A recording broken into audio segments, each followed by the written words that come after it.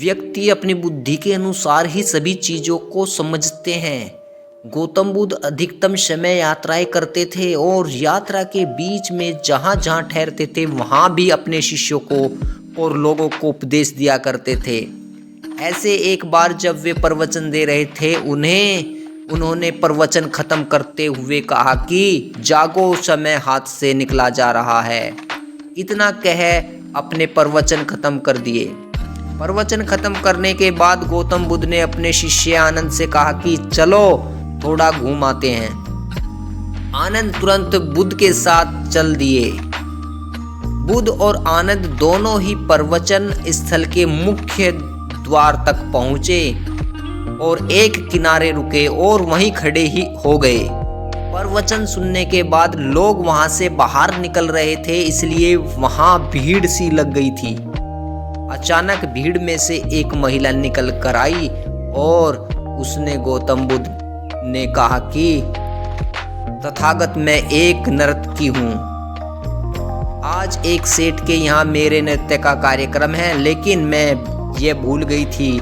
आपने जब कहा कि समय निकला जा रहा है तो मुझे तुरंत याद आया कि मुझे कार्यक्रम में जाना है। आपकी वजह से मुझे ये बात याद आ गई, इसके लिए धन्यवाद। इतना बोलकर वह महिला वहां से चली गई। कुछ देर बाद एक व्यक्ति बुद्ध के पास पहुंचा। उसने कहा, तथागत, मैं आपसे मेरा रहस्य नहीं छिपाऊंगा। मैं एक डकैत हूँ। मैं भूल गया था कि आज मुझे एक जगह डाका डालने जाना है। आज आपका उपदेश सुनते ही मुझे अपनी योजना याद आ गई। इसके लिए आपका बहुत बहुत धन्यवाद।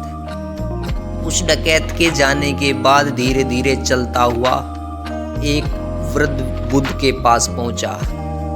वृद्ध ने कहा कि तथागत, जीवन भर दुनिया की चीजों के पीछे भागता रहा।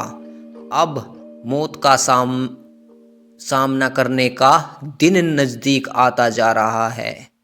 अब मुझे लगता है कि सारा जीवन यूं ही बेकार हो गया। आपके उपदेश सुनकर मुझे मेरी गलतियां समझ आ गई।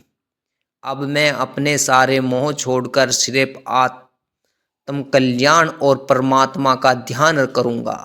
इतना बोलकर वह भी चला गया। गौतम बुद्ध की सीख।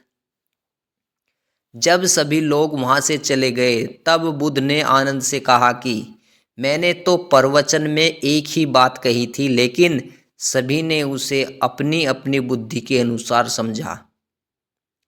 जिसकी जैसी बुद्धि होती है वह वैसे ही बातों को समझता है। जिसकी झोली जितनी बड़ी होती है वह उतना ही दान समेट पाता है।